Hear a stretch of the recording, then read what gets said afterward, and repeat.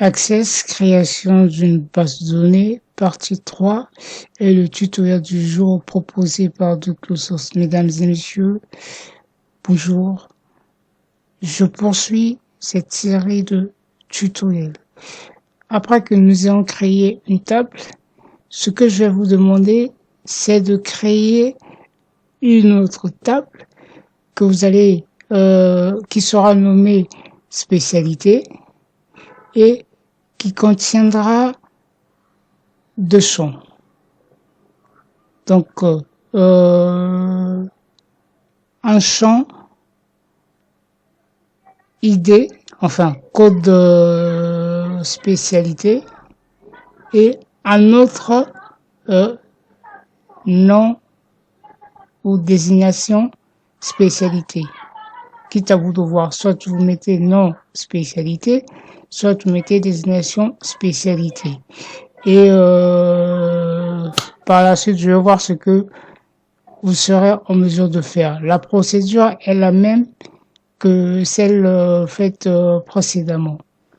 Alors, dans ce tutoriel, ce que je vais vous apprendre, c'est appliquer quelques propriétés.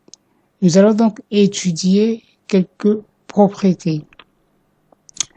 Nous n'allons pas prendre toutes les propriétés, mais nous allons, par exemple, apprendre à utiliser la propriété format, la propriété masque de saisie et la propriété légende.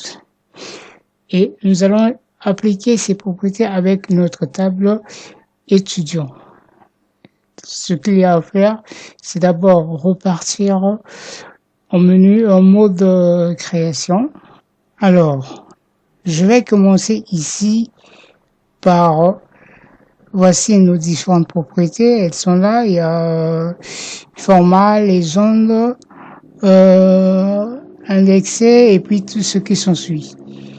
Et ici, nous allons commencer par la propriété format. N'oubliez pas que le champ sélectionné est le tout premier, à savoir ID étudiant.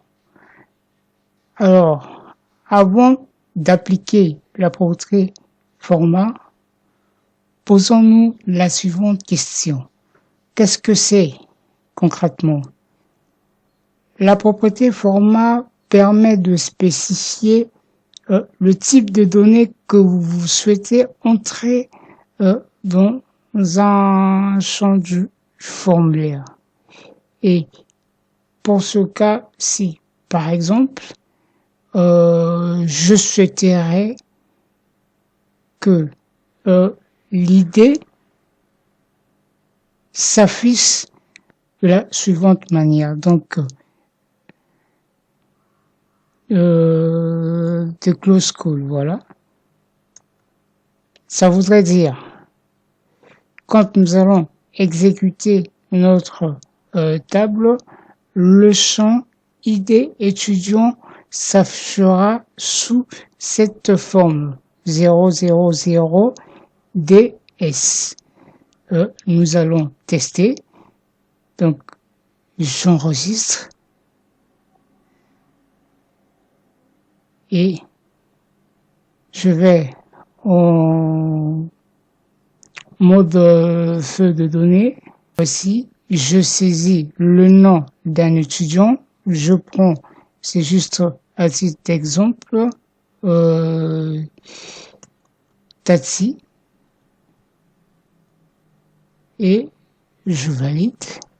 Vous remarquez bien que automatiquement, Tatsi, son ID est 001 DS. C'est parce que justement, j'ai demandé au système qu'il me note l'idée sous cette forme. Ok, donc il y a les chiffres qui se terminent par DS comme pour dire Doclo School. Alors là, nous avons fini avec l'idée, en tout cas le champ ID. Passons au champ non étudiant. Je repars en mode de création. et je sélectionne cette fois-ci le champ nom étudiant. Alors ici, je souhaiterais que le nom s'affiche entièrement en lettres majuscules, donc en capitale. Et pour ce faire, toujours ce format, je saisis le symbole strictement supérieur.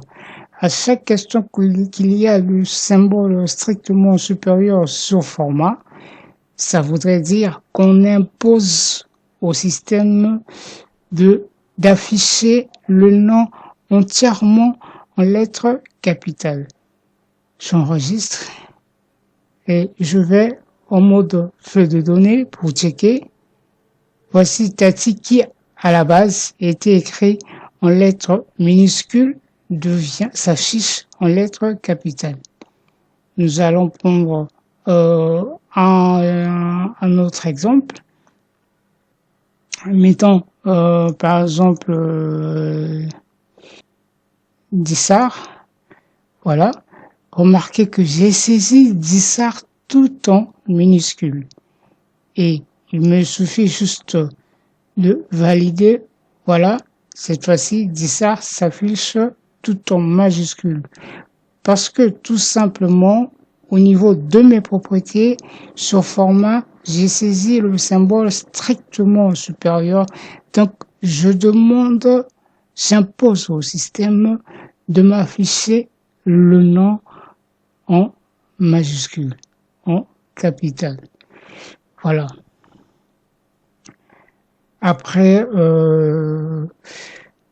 format, je repars en mode création. Au niveau de la table étudiant, j'ai omis un champ et je souhaiterais l'ajouter.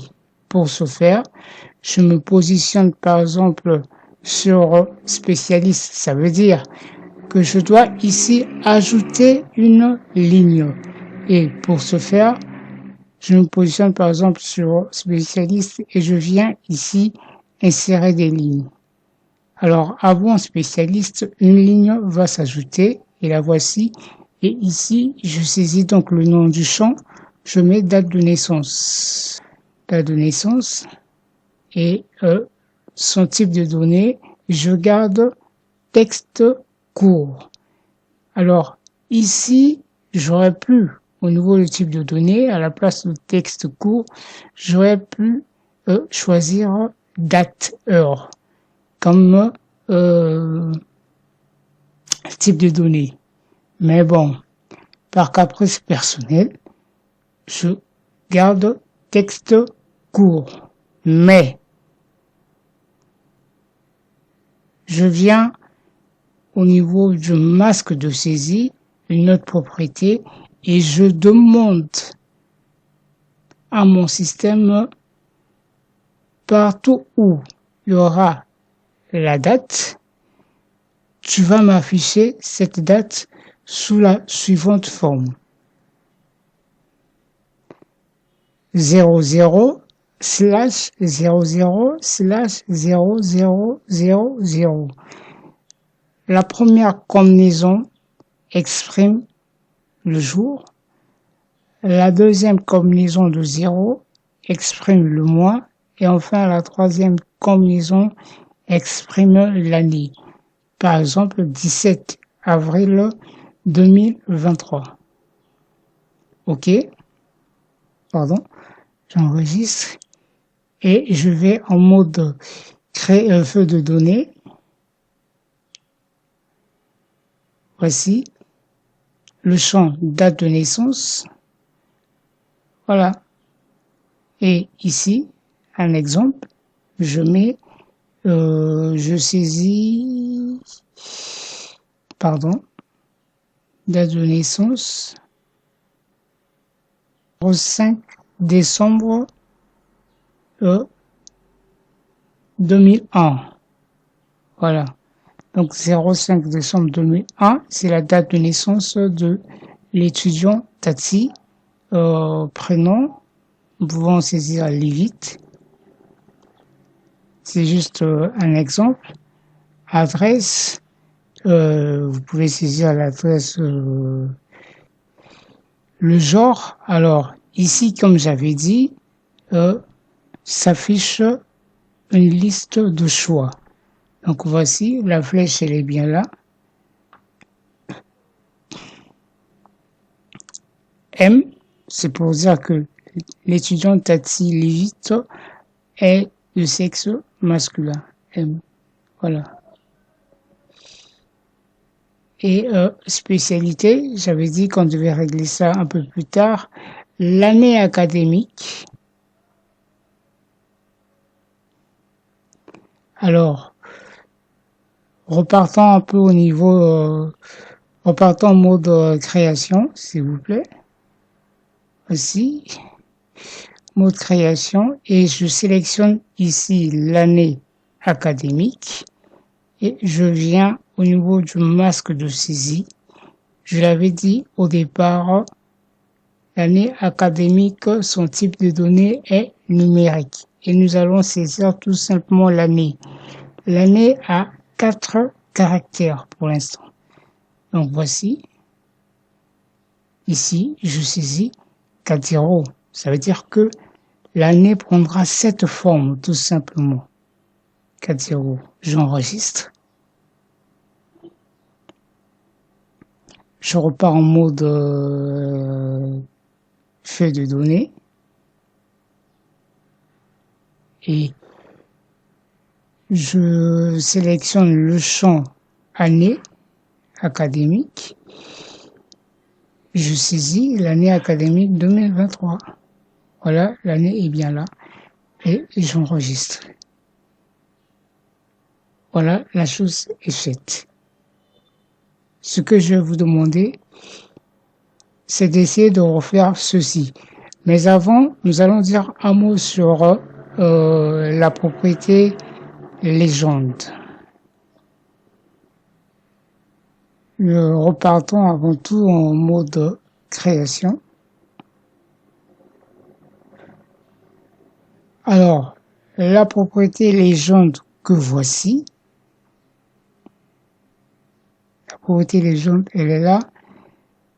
C'est comme un libellé, c'est un label que vous affichez à côté d'une zone de formulaire. Remarquez ceci. Je repars en mode de données. ID underscore étudiant. Nom underscore étudiant. Prénom underscore étudiant. Date underscore N, comme pour dire date de naissance. Spécialité, comme pour dire spécialité. Année AC, comme pour dire année académique. Nous allons saisir ceci de façon normale. Et pour ce faire, nous passons par la propriété légende. Donc, j'enregistre et je vais en mode création sur légende. Ici, par exemple, oui, je sélectionne un champ. Je prends le champ ID étudiant. Le champ sélectionné ici est le champ ID étudiant. Donc, au niveau de la légende, je saisis ID étudiant. Je sélectionne le champ nom étudiant et au niveau de la légende, je saisis nom étudiant. Prénom étudiant, je fais la même chose sur la légende.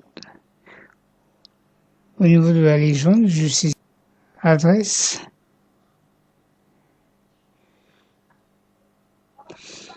J'enregistre. Je vais en mode feuille de données. Et voici, ici, tout est proprement et normalement écrit. ID étudiant, nom étudiant, prénom étudiant, adresse, genre, date de naissance. spécialité, année académique. Voilà. Voici expliquer et appliquer quelques propriétés, parmi lesquelles, je reprécise, format, masque de saisie et légende.